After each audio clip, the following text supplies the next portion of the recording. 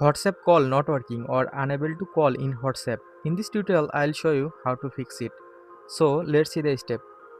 First of all, you need to make sure your internet connection is stable. So check your internet connection and then just turn on airplane mode. Now turn off your airplane mode. Now go back to home screen and then tap and hold WhatsApp. Now click on app info or I button. Now scroll down, click on storage and cache.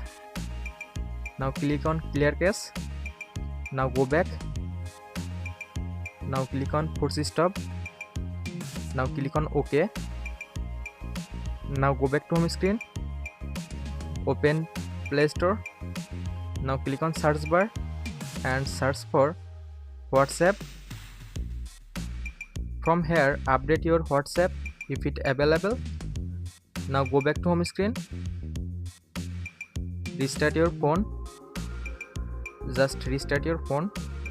After all this process, now check your problem solved successfully. If you found any help from this video, please like the video and subscribe to the channel.